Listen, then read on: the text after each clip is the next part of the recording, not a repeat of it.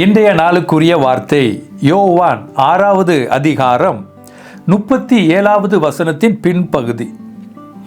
என்னிடத்தில் வருகிறவனை நான் புறம்பே தள்ளுவதில்லை.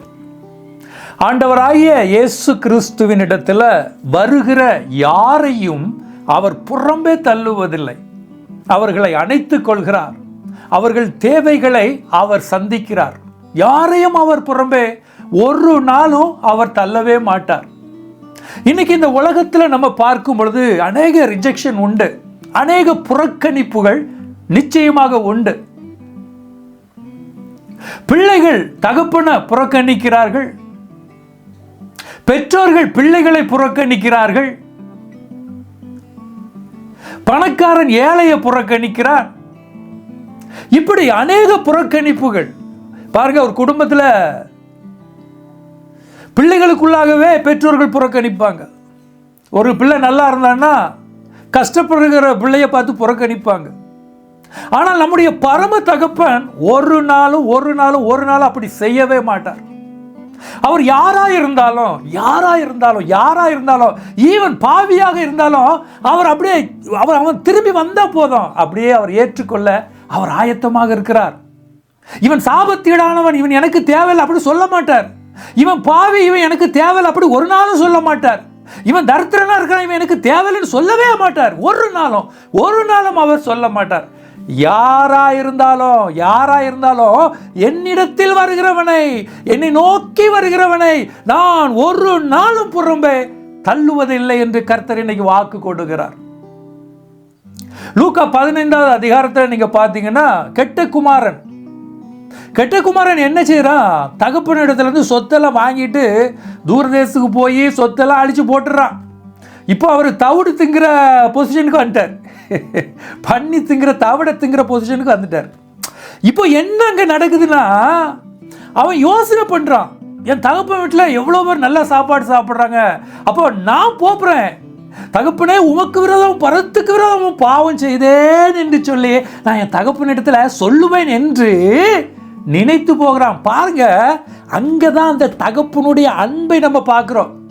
இவன் நினைச்சுக்கிட்டு போறான், நான் என் தகப்பனிடத்துல போய் சொல்லுவேன், அவர் என்னை சேர்த்துக் கொள்வார் என்று இவன் நினைச்சுக்கிட்டு போறான்.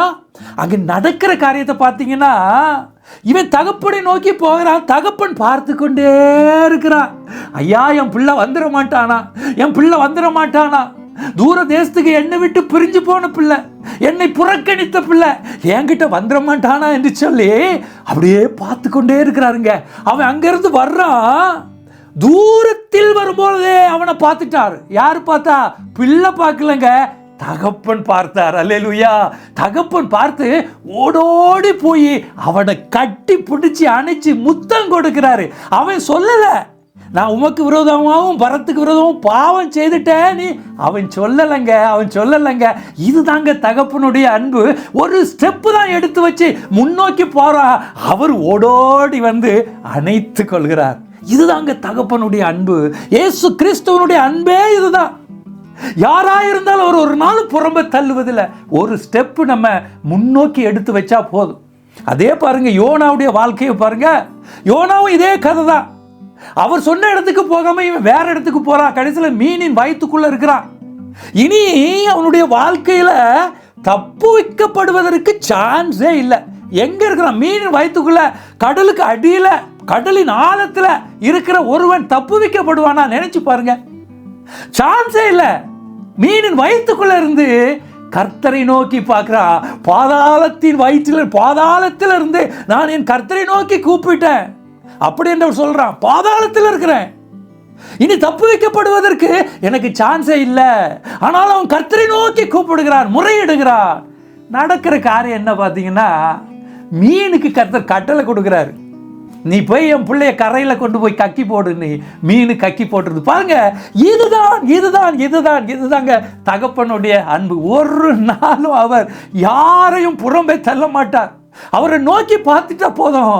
நம்முடைய இருதயத்தை ஏசப்பாவை நோக்கி திருப்பினா போதுங்க, அவர் ஓடோடி வந்து நம்மை அணைத்துக் கொள்வார்.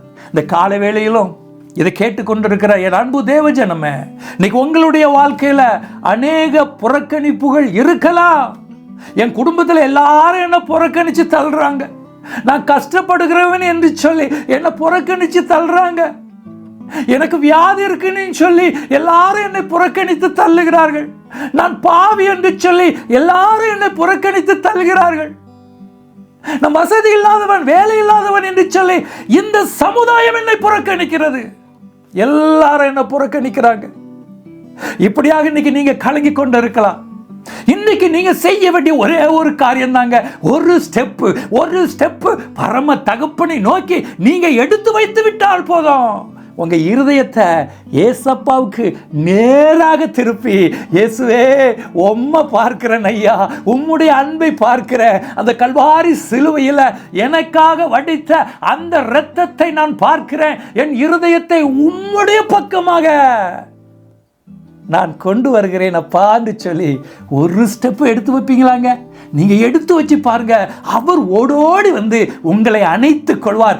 இன்றைக்கு நீங்க கூட மீனின் வயிற்றில் இருக்கிறது போல ஒரு சூழ்நிலையில் இருக்கலாம். வறுமை என்கிற அந்த மீனின் வயிற்றுக்குள்ள இருக்கிற நான் தப்பு வைக்கப்படுவேனா? வியாதி என்கிற மீனின் வயிற்றுக்குள்ள இருக்கிற நான் தப்பு வைக்கப்படுவேனா?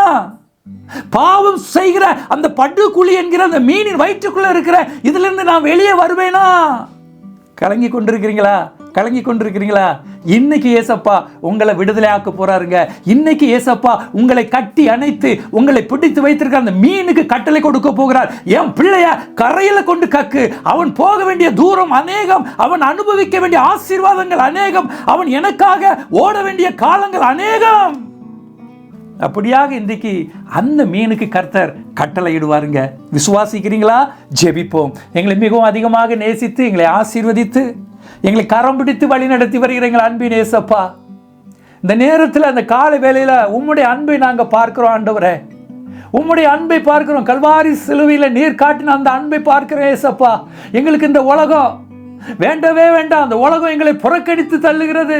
இந்த உலகத்தை நான் பார்க்க மாட்டேன் ஏசப்பா, உம்மை மாத்திரம் பார்ப்பேன் ஆண்டவரே.